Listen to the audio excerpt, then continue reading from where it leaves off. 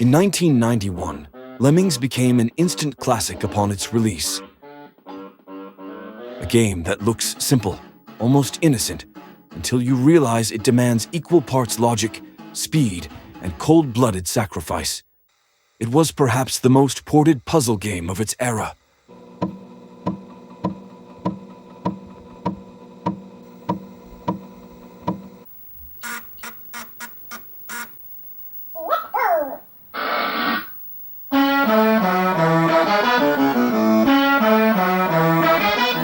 Tiny procession of green-haired creatures marching toward danger with absolute trust.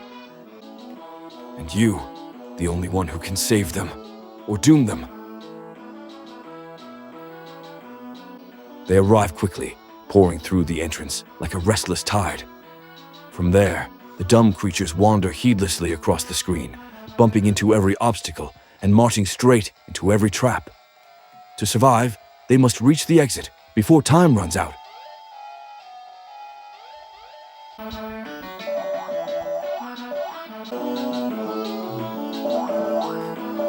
You guide them not by direct control, but by assigning roles.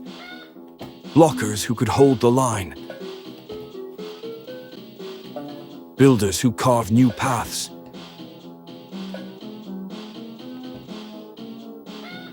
Floaters who drift to safety.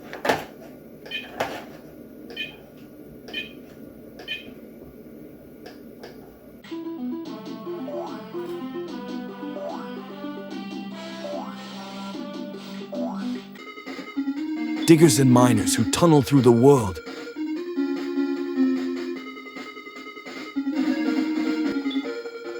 Climbers who scale the impossible.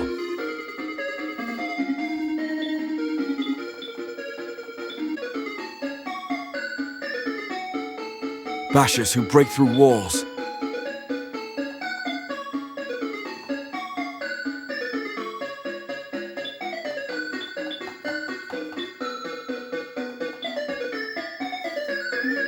And the self-destruct button that turns sacrifice into strategy.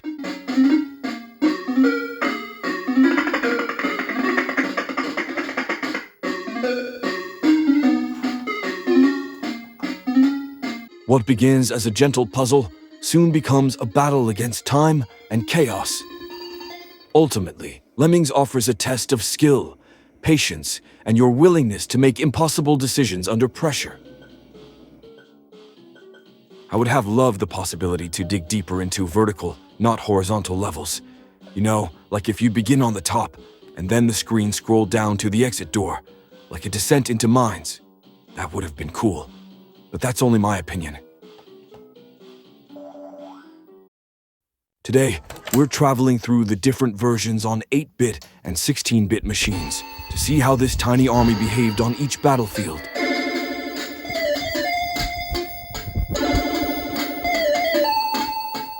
Smooth animation, fluid scrolling, clean sound effects, and that unforgettable music.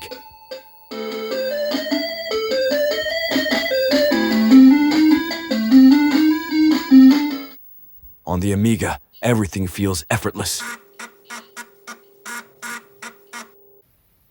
The controls respond instantly, and every level fits the machine like a glove. This is the version that defined what Lemmings should feel like.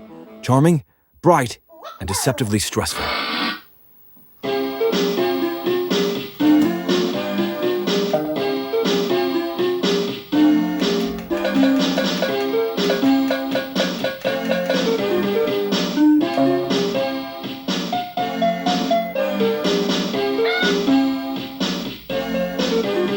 The Atari ST follows closely.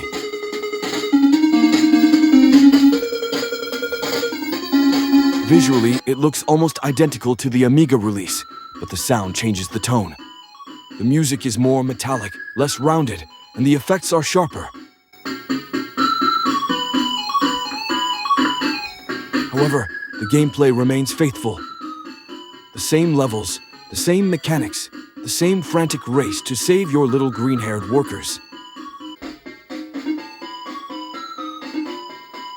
The ST version proves how well the Lemmings formula translates even with different hardware strengths. Moving to MS-DOS, things depend on the machine running it. On a fast PC, everything plays smoothly, with VGA graphics matching the Amiga's clarity, though the colors feel a bit colder. The music, depending on your sound card, ranges from charming to almost nightmarish. The PC version I used to play didn't have any sound, but I can tell you it didn't ruin anything, and the game was just as enjoyable in total silence. But Lemmings on PC had one big advantage. It brought the game to millions of office computers. Suddenly, office productivity dropped worldwide, and no one understood why so many spreadsheets were taking so long to complete. Now we turn to the 8-bit world, where compromises begin to show. First, the Commodore 64. To fit Lemmings on this machine was almost a miracle. The viewable screen area is greatly reduced, graphics are simplified, the Lemmings themselves look chunkier, and the color palette is far more limited. Scrolling is slower, and the game adopts a flip-screen approach in some cases. But the main idea survives. The C64 version is surprisingly playable and charming. It has that unmistakable Seed soundtrack reinterpretation, rougher but full of personality. For an 8-bit computer challenged with a game designed for 16-bit machines, the C64 version is a quiet triumph. The Amstrad CPC takes a different approach. The colors are bold, sometimes almost too bold, and the screen feels tighter. The music is simpler, and the gameplay is slightly slower. But the CPC makes the best of its strengths: solid resolution and a crisp, readable playfield. The game loses some visual detail, but remains unmistakably Lemmings. Once again, the magic survives, even under constraint. As far as I'm concerned, I don't remember playing any other version than the PC one back in the day. But I'm playing the others now, and I can tell that I'd have loved playing them on every single machine, because Lemmings rocks.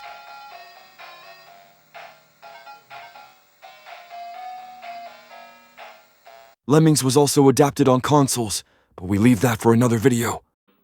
Bottom line, on every machine the magic of Lemmings played. Assigning jobs, redirecting the crowd, blowing a few up for the greater good, and ultimately guiding these tiny creatures towards safety. No matter the graphics, the sound, or the scrolling speed, Lemmings always felt like Lemmings. More than 30 years later, Lemmings still teaches us the same lesson. Sometimes you need only one Lemming with the right skill at the right moment.